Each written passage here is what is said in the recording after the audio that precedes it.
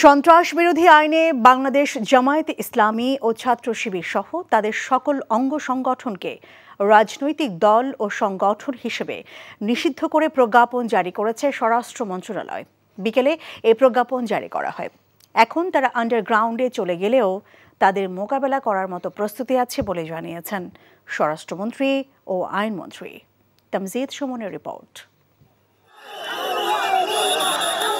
2013 সালে এক রিটের পর জামাতে ইসলামের নিবন্ধন বাতিল ও অবৈধ ঘোষণা করে রায় দেয় হাইকোর্ট। এরপর 2018 সালের অক্টোবরের শেষের দিকে নির্বাচন কমিশন জামাতে ইসলামের নিবন্ধন বাতিল করে প্রজ্ঞাপন জারি করে। ফলে এতদিন জামাতে ইসলামী দল হিসেবে কোনো নির্বাচনে অংশ নিতে না পারলেও রাজনৈতিক দল হিসেবে নিষিদ্ধ ছিল না। তবে গেল সোমবার জামাতকে রাজনৈতিক দল হিসেবে নিষিদ্ধ করার সিদ্ধান্ত নেওয়া হয়। এর 3 দিনের মাথায় বাস্তবায়ন হলো সেই সিদ্ধান্ত। প্রজ্ঞাপন জারির মাধ্যমে নিষিদ্ধ হলো জামায়াতের রাজনীতি। এখন তারা আন্ডারগ্রাউন্ডে চলে গেলেও তাদের মোকাবেলা করার মতো প্রস্তুতি আছে বলে জানান স্বরাষ্ট্রমন্ত্রী। জামাত নিষিদ্ধকরণ এইটা ফাইল সব কমপ্লিট হয়ে গিয়েছে। এখন প্রজ্ঞাপনটা যেটা জারি করার সেইটা আইন মন্ত্রণালয় থেকে ভেটিং হয়ে অলরেডি চলে গিয়েছে জায়গা মতো। আমরা মুক্তিযুদ্ধকেরাই দেশ স্বাধীন করছি না, ওদের বিরুদ্ধে তো আমরা সেই 71 থেকে যুদ্ধ করতেছি। কাজেই এইগুলোই আমাদের সক্ষমতা অনেক আছে।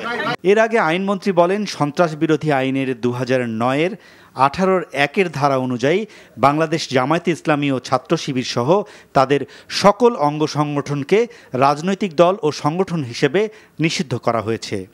এটা সন্ত্রাস বিরোধী আইনে যে দ্বিতীয় তফসিল আছে সেইখানে সেই নামগুলো সেই তালিকাভুক্ত হবে। ইন্টারন্যাশনাল ক্রাইমস ট্রাইব্যুনাল অ্যাক্ট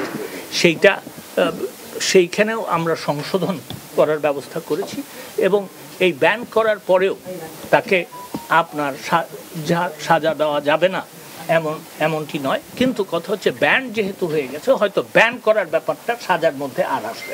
আন্ডারগ্রাউন্ডে যেতে পারে, সেইটাকে মোকাবেলা করার মতন প্রস্তুতি আমাদের আছে। গণহারে গ্রেপ্তার প্রসঙ্গে মন্ত্রী এইচএসসি পরীক্ষার্থী ও মাইনরদের জামিন দেওয়ার ক্ষেত্রে সরকারি আইনজীবীদেরকে স্ব-উদ্যোগী হওয়ার অনুরোধ জানান।